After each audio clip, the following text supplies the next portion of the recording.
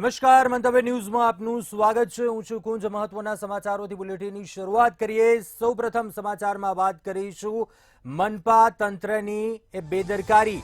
અમદાવાદ મનપાએ આવાસ બનાવ્યા પરંતુ કોઈને ફાળવ્યા જ નહીં।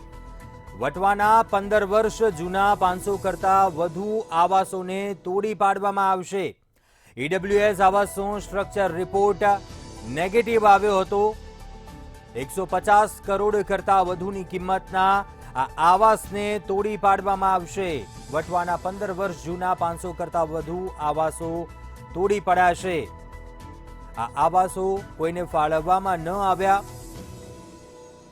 અમદાવાદ મનપાએ આવાસ બનાવ્યા હતા પરંતુ કોઈને ફાળવવામાં આવ્યા ન હતા। 15 વર્ષ જૂના 500 કરતા વધુ આવાસો છે જેને હવે તોડી પડાશે।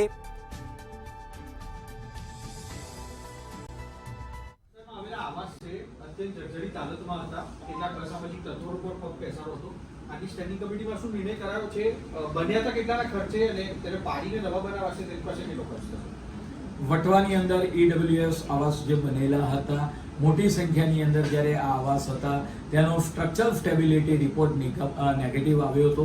લગભગ 15 થી 17 વર્ષ પહેલા આ આવાસો બનાવવામાં આવ્યા હતા। પરિણામે આપણે વાત કરીએ કે ત્યાં આગળ જે સ્ટ્રક્ચર સ્ટેબિલિટી રિપોર્ટ નેગેટિવ હોવાને કારણે આ જે તમામ આવાસ છે તેમાં ડિમોલિશનની કામગીરી હાલમાં ચાલુ છે અને આવનાર સમયગાળા દરમિયાન ટોટલી ડિમોલિશ થયા પછી ત્યાં આગળ કયા પ્રકારની કાર્યવાહી કરવામાં આવશે તે નક્કી કરવામાં આવશે।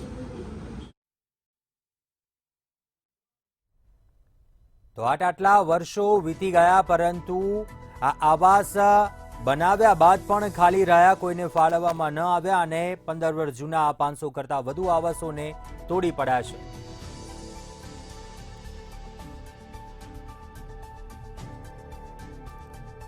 તો કોંગ્રેસ વિપક્ષ નેતા શહજાદ ખાન પઠાણ ફોન લાઈન પર જોડાયા છે। આપનું સ્વાગત છે મંતવ્ય ન્યૂઝમાં। 15 વર્ષ વીતી ગયા, આ 500 કરતા વધુ આવાસો ખાલી રહ્યા। ईएमसी નું આ જે કામગીરી ચાલી રહી છે, શું કહેશો, કઈ રીતે જુઓ છો આપ?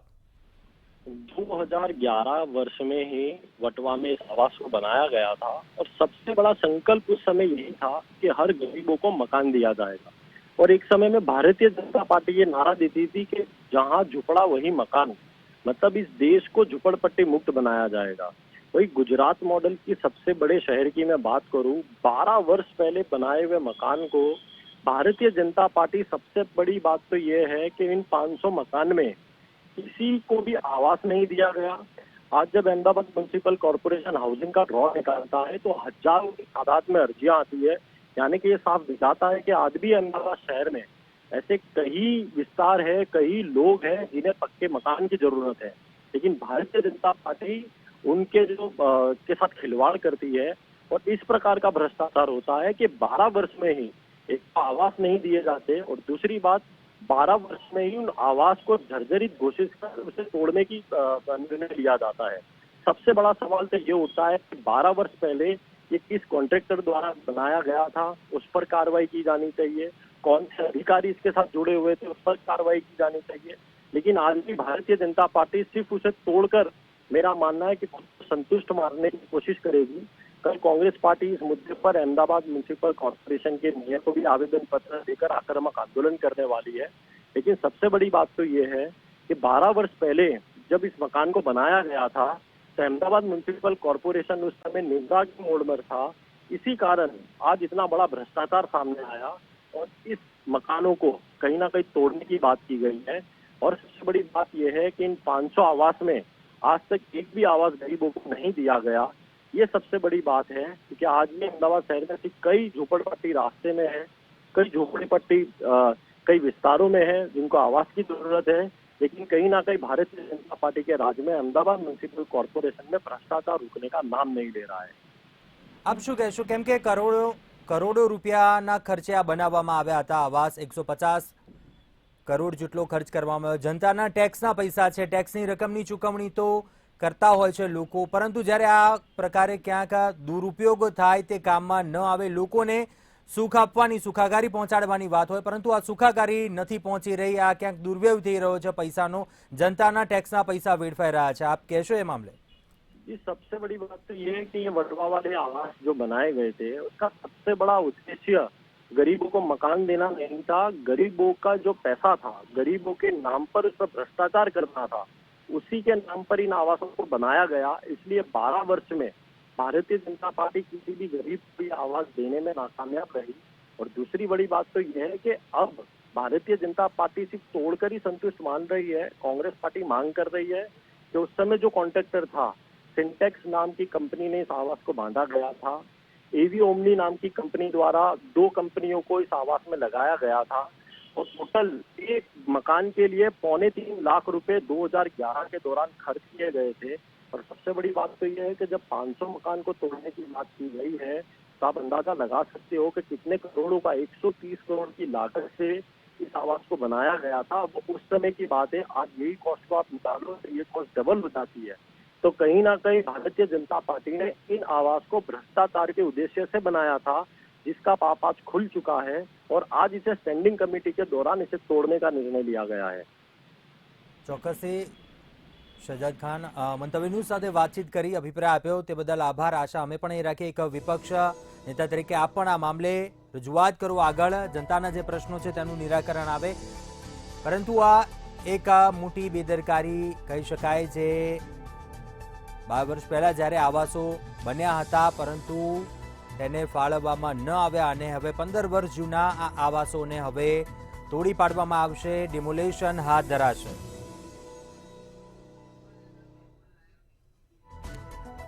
સંવાદદાતા મેહુલ ન્યૂઝરૂમથી લાઈવ જોડાયા છે વધુ વિગતો સાથે। મેહુલ, એએમસીની કામગીરી 15 વર્ષ જૂના આ આવાસ પરંતુ આખરે ડિમોલેશન હવે હાથ ધરવામાં આવશે, શું વિગતો આ મામલે વધુ? જે પ્રમાણે ડિમોલેશનની વાત કરતા પહેલા કુંજ એ વાત કરવી જરૂરી છે કે 15 વર્ષ પહેલા જે અલગ અલગ જગ્યાઓ પરથી જે લોકો રસ્તા ઉપર રહેતા હતા, ઝૂંપડપટ્ટીમાં રહેતા હતા, તેના માટે આવાસ યોજનાની પાછળ કરોડો રૂપિયાનો ખર્ચો છે તે અમદાવાદ મ્યુનિસિપલ કોર્પોરેશને કર્યો હતો। એટલે કે અંદાજિત 150 કરોડથી પણ વધારાનો જે ખર્ચો છે તે આવાસ યોજના બનાવવા પાછળ કર્યો હતો। પરંતુ તેની અંદર જો વાત કરવામાં આવે તો એટલા બધા મકાનો બનાવ્યા બાદ પણ આ જે આવાસ યોજના વટવાની છે તેની અંદર 10% થી 15% લોકો જ રહેતા હતા। બાકીનો તમામ આવાસ યોજનાની અંદર જે મકાનો છે તે ખાલી હતા। સાથે અસામાજિક તત્વોનો અડ્ડા અને જે નશા કરતા જે લોકો છે તેના અડ્ડા બની ચૂક્યા હતા। ઘણી વખત ગૌવંશ ત્યાં કપાતો હોવાના પણ જે ફરિયાદો છે તે સ્થાનિકો દ્વારા કરવામાં આવી હતી। સાથે સાથે આ વિસ્તારની અંદર દારૂનું વેચાણ જે છે તે પણ આવા આવાસ યોજનાની અંદર થતું હતું। સાથે જે આ પ્રમાણે નશાકારક પદાર્થો વેચતા લોકો છે તેના દ્વારા જે આવાસ યોજનાના બારી બારણા તેમજ લોખંડની એંગલો અને જે કેબલ જે લગાવવામાં આવેલા છે વાયરિંગ તે પણ ચોરીને વેચી નાખવામાં આવ્યું હતું। આ જે નુકસાન છે તે પ્રજા જે આપણે જે ટેક્સ ભરીએ છીએ તેના પગલે કરવામાં આવ્યું હતું અને સાથે જ આવાસ યોજના જે અસામાજિક તત્વોનો અડ્ડો બની ચૂક્યો હતો અને સાથે જ હવે જે નિર્ણય લેવામાં આવ્યો છે તેની અંદર આવાસ યોજના જે છે તેને તોડી પાડવામાં આવશે।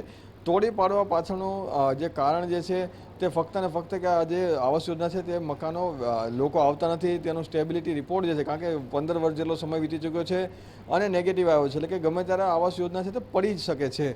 એટલે કે હવે આ લોકો અત્યાર સુધી એક તો કોઈને આપ્યા નથી, ત્યારબાદ 15 વર્ષ બાદ આ સ્ટેબિલિટી રિપોર્ટ કરવામાં જે નેગેટિવ આવ્યો, હવે આ જે મકાનો તૂટશે તેની પાછળ કરોડો રૂપિયાનો ખર્ચો થશે, તોડવા પાછળમાં પૈસા આપવા પડશે અને પ્રજાનું જે એક બાદ એક જે નુકસાન છે તે જોવા મળશે। કુંજ, ચોક્કસથી મેહુલ, સવાલ તે થઈ રહ્યો છે જનતાના ટેક્સના પૈસાનું આ ક્યાંક દુર્વ્યય અને ક્યાંક માત્ર 12 થી 15 વર્ષના સમયગાળામાં ક્યાંક બિલ્ડિંગનો આ સ્ટ્રક્ચર રિપોર્ટ નેગેટિવ આવે, નબળો આવે તો ચોક્કસથી ક્યાંક સવાલ ઉઠે એ કામગીરી પર।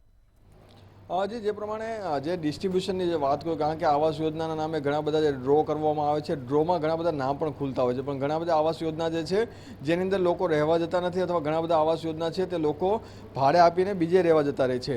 ત્યારે આવા જે આવાસ યોજના પાછળ જે કરોડો રૂપિયાનો ખર્ચો જે છે તે સરકાર કરે છે, પરંતુ જે અસામાજિક તત્વોનો અડ્ડો બની જાય છે, સાથે સાથે લોકો રહેવા આવતા નથી અને જે આટલા વર્ષ સુધી બંધ પડેલા જે મકાનો છે તે એકદમ જર્જરિત થઈ જાય છે, તૂટી જવાના આરે આવી ચૂક્યા છે। ત્યારે એનો સ્ટેબિલિટી રિપોર્ટ જે છે કરવામાં આવે છે ત્યારે એક પ્રકારે જે ડબલ પ્રકારનું જે નુકસાન છે તે કોર્પોરેશન નહીં પરંતુ જે પ્રજાના જે ટેક્સના પૈસા જે છે તેનો એક દુર્વ્યય કહી શકાય। કારણ કે આ વિસ્તારની અંદર બુલેટ જેવા મોટા જે પ્રોજેક્ટ આવી રહ્યા છે તો અને સાથે સાથે જ આગામી દિવસોમાં પણ એક સારા બીજા પ્રોજેક્ટ આવી રહ્યા છે, જીઆઈડીસી વિસ્તાર છે, પરંતુ આ રીતે જ્યારે આ લોકોના પૈસાનો જે વ્યય થઈ રહ્યો છે તેની સામે લોકોમાં રોષ જોવા મળી રહ્યો છે। જી ચોક્કસથી મેહુલ, આભાર જાણકારી આપવા બદલ। તો અમદાવાદ મનપાની કામગીરીને લઈ ચોક્કસથી ક્યાંક સવાલ થઈ રહ્યા છે। વટવા વિસ્તારમાં 15 વર્ષ જૂના આવાસને તોડી પાડવામાં આવશે. ઈડબ્લ્યુએસ આવાસનો સ્ટ્રક્ચર રિપોર્ટ જે નેગેટિવ આવ્યો.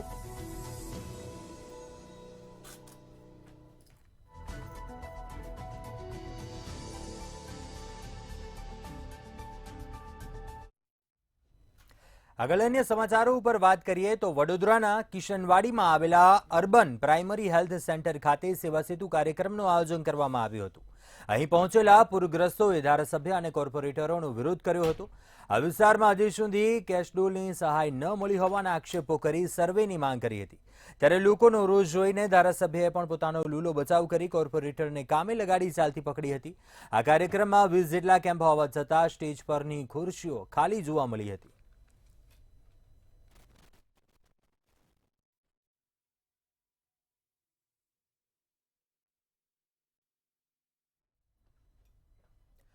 ગુજરાતમાં ડિગ્રી વગરના ડોક્ટરો ક્લિનિક ખોલીને લોકોના આરોગ્ય સાથે ચેડા કરતા હોવાના અનેક કિસ્સાઓ સામે આવતા રહે છે.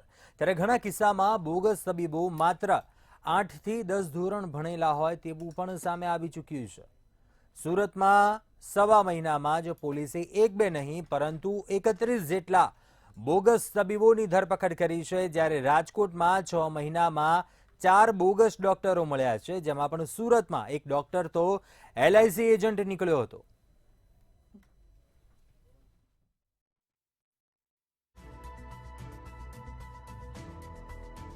સાબરકાંઠાના હિંમતનગરમાં ભારતીય કિસાન સંઘ ખેડૂતો દ્વારા ત્રિવર્ષીય બેઠકનું આયોજન કરવામાં આવ્યું હતું. જે બેઠકમાં પાક વીમા તેમજ સરકારી દસ્તાવેજોને લઈને રજૂઆત કરવામાં આવી હતી.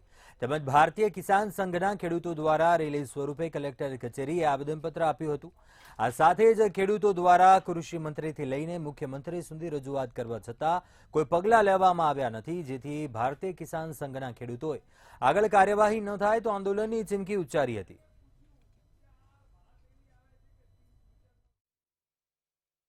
સાબરકાંઠા જિલ્લાની ત્રિવાર્ષિક બેઠક આજે હિંમતનગર મુકામે મળી. એમાં નવા પ્રમુખ મંત્રી અને 21મી કારોબારીની આજે જાહેરાત કરવામાં આવી. ત્યાર પછી રેલી સ્વરૂપે અમે કલેક્ટરશ્રીને આવેદનપત્ર આપ્યું. અમારા પ્રશ્નો પડતર પ્રશ્નો જેવા કે ચોમાસુ પાકમાં જે નુકસાન થયું છે એનું સર્વે થાય, 19-20નો પાક વીમો જે મંજૂર થયેલો છે સરકાર ચૂકવતી નથી, એના માટે અમે ઘણા પ્રયત્નો કર્યા છે. કૃષિ મંત્રીની પણ અમે રૂબરૂ પણ મુલાકાત લીધી છે. તેમ છતાં આ પણ પાક વીમો ખેડૂતોને ચૂકવાયેલ નહીં. ત્યાર પછી રીસર્વેની વાત કરવામાં આવે તો રીસર્વે બાબતમાં સાબરકાંઠા જિલ્લાના ખેડૂતો એટલા મૂંઝાય છે કે આ રીસર્વેની ઓફિસમાં ખેડૂત જાય તો પૈસા વગર કોઈ પણ ખેડૂતનું કામ થતું નહીં.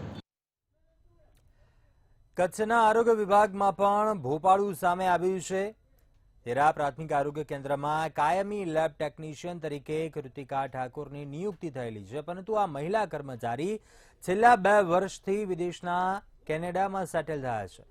કાયમી નોકરી હોવાને કારણે અહીં અન્ય કોઈ લેબ ટેકનિશિયન આવી શકતા નથી અને રાજીનામું આપ્યું ન હોવાથી આરોગ્ય વિભાગના ચોપડે પોસ્ટ ભરેલી છે.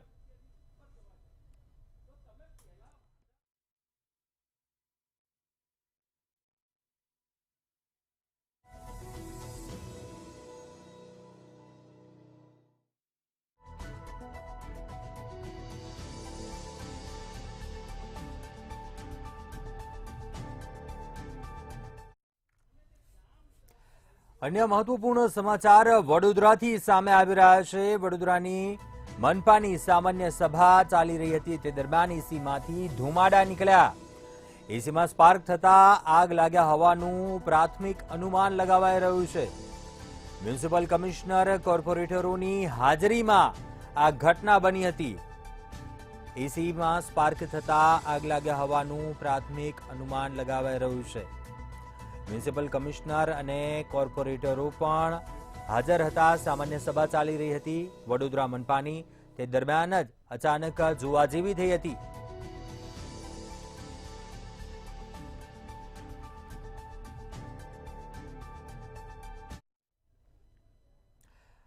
હવે વાત કરીએ નકલી પોલીસની. અમદાવાદીઓ નકલી પોલીસથી સાવધાન રહેજો. જી હા, અમદાવાદમાં નકલી પોલીસ ઝડપાયો છે. પોલીસ કમિશનર કચેરી પાસે નકલી પોલીસે વૃદ્ધા પાસેથી ઘરેણા પડાવી લીધા. વૃદ્ધા પોલીસ કમિશનર કચેરી નજીક કેન્દ્રીય વિદ્યાલય પાસે ઉભા હતા. તે દરમિયાન આ ઘટના બની. પોલીસે પ્લેટવાળી કાર ચાલકે વૃદ્ધાને પોલીસની ગાડીમાં બેસાડ્યા.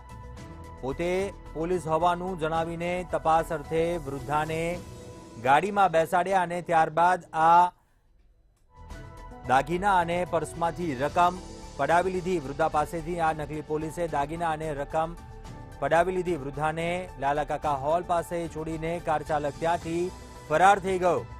પોલીસે આ સમગ્ર ઘટના મામલે ગુનો નોંધી તપાસ હાથ ધરી છે. પરંતુ સવાલ ત્યારે તે થાય, પોલીસ કમિશનરની કચેરી નજીક જ જ્યારે નકલી પોલીસ અધિકારી બનીને કોઈ ઠગ્યો આ પ્રકારે કોઈ ઘટનાને અંજામ આપે છે, ત્યારે સવાલ ચોક્કસથી થાય કે વૃદ્ધાને લૂંટ ચલાવી તેની પાસે રહેલા દાગીના અને રોકડની પડાવી લઈ તે ગઠિયો રફુચક્કર થઈ ગયો. પોલીસ કમિશનર કચેરી પાસે આ નકલી પોલીસનો મામલો સામે આવ્યો છે.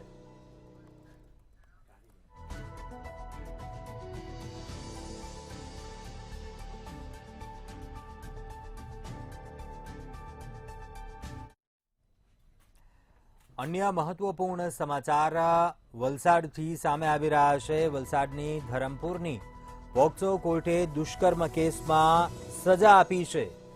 16 વર્ષીય કિશોરી પર દુષ્કર્મના કેસમાં આરોપીને 10 વર્ષની કેદની સજા સંભળાવી છે. 3 સંતાનોના પિતા આરોપી સતીશ બાજવડિયાને કોર્ટે સજા ફટકારી છે. કિશોરી પર વારંવાર દુષ્કર્મ કરતા બાળકનો જન્મ થયો હતો.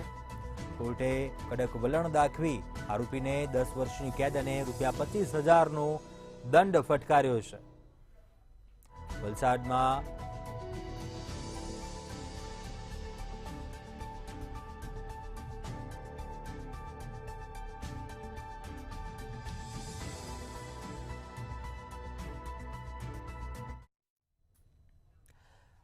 બનાસકાંઠાથી મહત્વપૂર્ણ સમાચાર. રેતી ચોરી કરતા વાહનો ઝડપાયા છે. બનાસકાંઠાના દાંતીવાડામાં રેતી ચોરી કરતા વાહનો ઝડપાયા છે. સાસણ સીપુ નદી પટ વિસ્તારમાંથી આ વાહનોને ઝડપી પાડવામાં આવ્યા છે. એક લોડર તેમજ 3 ટ્રેક્ટર સહિતના વાહનોને ઝડપી પાડવામાં આવ્યા છે. 21 લાખથી વધુનો મુદ્દામાલ કબજે કરી પોલીસ મથકે સોંપવામાં આવ્યો છે. વિજિલન્સની કામગીરીથી રેતી ખનન માફિયાઓમાં ફફડાટ ફેલાયો છે. વિજિલન્સે સપાટો બોલાવ્યો છે. આ તમામ વાહનોને જપ્ત કર્યા છે. દાંતીવાડામાં થતી રેતી ચોરી અટકાવી છે. વિજિલન્સની ટીમની કડક કાર્યવાહી. સીપુ નદી પટ વિસ્તારમાંથી આ વાહનોને ઝડપી પાડવામાં આવ્યા છે. એક લોડર અને 3 ટ્રેક્ટર સહિતના વાહનોને કબજે કરી પોલીસ મથકે સોંપવામાં આવ્યા છે.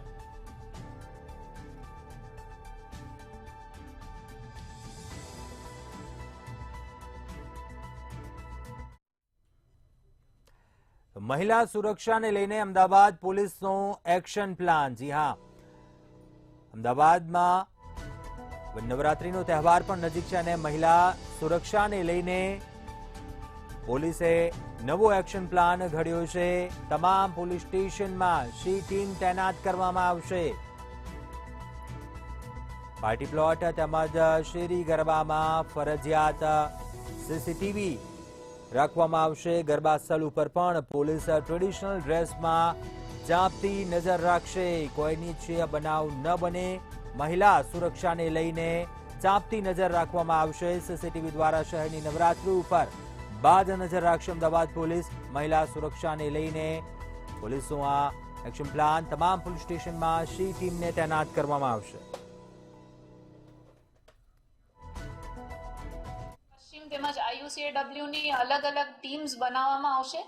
આ ટીમ્સ 4 થી 5 અને એનાથી પણ વધારે સંખ્યામાં મહિલા પોલીસ સ્ટાફના ઉપયોગથી નોર્મલી ક્રાઉડ સાથે મર્જ થઈ જાય એ રીતે ટ્રેડિશનલ ડ્રેસમાં પણ જે પબ્લિક છે એના સાથે ગરબા કરવા માટે અલગ અલગ વેન્યુઝમાં રાત્રિ દરમિયાન આ લોકો વિઝિટ. સુરતથી મહત્વપૂર્ણ સમાચાર સામે આવી રહ્યા છે. હાલ જે સમાચાર સામે આવી રહ્યા છે સુરતથી આપને જણાવી દઈએ. મહત્વપૂર્ણ ખબર હાલ સુરતથી સામે આવી રહી છે. જે ઘટના સામે આવી છે સુરતથી આપને જણાવી દઈએ મહત્વપૂર્ણ સમાચાર. લાજપોર સેન્ટ્રલ જેલ વિવાદમાં આવી છે. ગણેશ પંડાલમાં પથ્થરમારાના કેસના આરોપીઓની જેલ બદલવાની માંગ કરવામાં આવી છે. બંદીવાન ફિરોઝ મુખ્તાર શાહને ત્રાસદાયક અત્યાચાર કરાવ 26 આરોપીઓની જેલ બદલવાની માંગણી કરાઈ છે. બંદીવાન ફિરોઝ મુખ્તાર શાહને ત્રાસદાયક અત્યાચાર કરાવ 6 પાકા કામના કેદી સામે ગંભીર આક્ષેપ થયા છે. ત્યારે પાકા કામના કેદીઓએ દંડાઓથી બેરહેમી માર માર્યો. સુરત શહેર પોલીસે ફરિયાદ ન લેતા કોર્ટમાં ફરિયાદ કરાઈ હતી. આ મામલો કોર્ટમાં પહોંચ્યો હતો. સુરત કોર્ટે મેડિકલ રિપોર્ટ કરવાનો આદેશ કર્યો. 26 આરોપીઓની જેલ બદલવાની માંગણી કરાઈ છે. સુરતની લાજપોર સેન્ટ્રલ જેલનો આ મામલો. લાજપોર સેન્ટ્રલ જેલ જે ફરી એકવાર વિવાદમાં આવી છે. ગણેશ પંડાલમાં પથ્થરમારાના કેસના આરોપીઓની જેલ બદલવાની માંગ.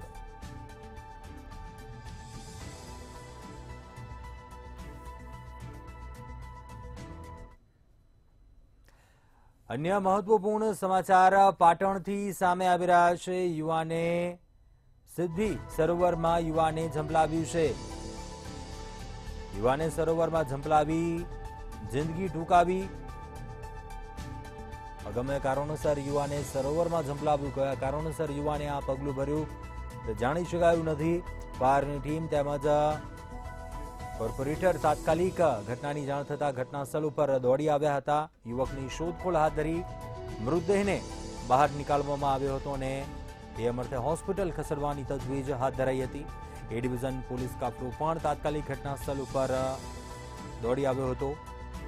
યુવકના મોતને લઈને પરિવારજનોમાં શોકનો માહોલ. અગમ્ય કારણોસર યુવાને સરોવરમાં ઝંપલાવી જિંદગીનો અંત આણ્યો. કયા કારણોસર આ પગલું ભર્યું છે તે હાલ જાણી શકાયું નથી. જોકે ઘટનાની જાણ થતાં જ ફાયરની ટીમ, કોર્પોરેટર તમામ લોકો સ્થળ પર પહોંચ્યા હતા. ફાયરની ટીમે યુવાનના મૃતદેહને બહાર નીકાળી પીએમ અર્થે મોકલવાની તજવીજ હાથ ધરી.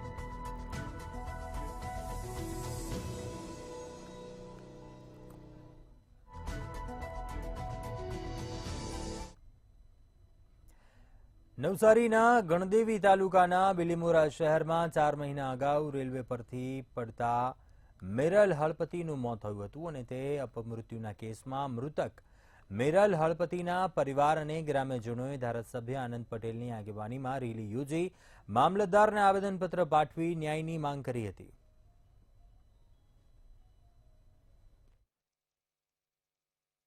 જેને સવારે ફોન પર 9 તારીખે ધમકી આપવામાં આવેલી કે તને જાનથી મારી નાખીશું. અને એ સવારે નોકરીએ ગયેલો ને મેં ફોન કરેલો કે ભાઈ તું ક્યાં છે. મને કીધેલું કે હું નોકરી પર છું, આવીને ફોન કરું. પછી મેં 4 વાગે ફોન કર્યો. એને સવારે ધમકી આપીને સાંજે એને મારીને બ્રિજ પરથી ફેંકી દેવામાં આવેલો છે. અને 5 જણા પકડાયેલા છે, હજી બીજા પકડાયા નથી. અમારી એવી માંગ છે કે બાકીના જે ગુનેગારો છે એમને પકડો અને એમને કડીથી કડી સજા મળે એવી અમારી માંગ છે. અન્યાયના વિરોધમાં ન્યાય મેળવવા માટે સ્વર્ગસ્થ મિરલ હળપતિ કે જેને 5મા મહિનામાં એનું અપમૃત્યુ થયું હતું, તલાવ ચોરાના આશાસ્પદ યુવાન ને ધમકીઓ આપવામાં આવી હતી અને એને મારી નાખવામાં આવ્યો હતો. એના ન્યાય માટે આજે અમે ચીખલી મામલતદારશ્રીને આવેદનપત્ર આપવા આવ્યા અને અમારી એક જ માંગણી છે કે હજુ પછી 2-3 જણા ગુનેગાર હજુ પકડવાના બાકી છે, એને તાત્કાલિક ધરપકડ કરવામાં આવે. જો ધરપકડ ન કરવામાં આવે તો આવનારા દિવસમાં અમે ગાંધી ચિંધ્યા માર્ગે મોટું આંદોલન કરીશું. મહેસાણામાં સ્ટેટ મોનિટરિંગ સેલે ડબ્બા ટ્રેડિંગના ચાલતા ગોરખ ધંધા પર સપાટો બોલાવ્યો હતો. વડનગરના ચાબલિયા ગામ પાસે ડબ્બા ટ્રેડિંગ ઝડપાયું હતું. તેમજ સટલાસણાના જસપુર ગામ નજીકથી પણ ડબ્બા ટ્રેડિંગ ઝડપાયું હતું. ત્યારે એક સાથે 2 સ્થળે ખેતરમાં ચાલતા ડબ્બા ટ્રેડિંગ પર સપાટો બોલાવ્યો હતો. શેરબજારના નામે લોકોને ફસાવી રૂપિયા પડાવવાનો કારસો ચાલતો હતો. 2 સ્થળે ભરેલા દરોડામાં કુલ 4 આરોપીઓ ઝડપાયા હતા, જ્યારે 5 આરોપીઓ ફરાર થયા હતા.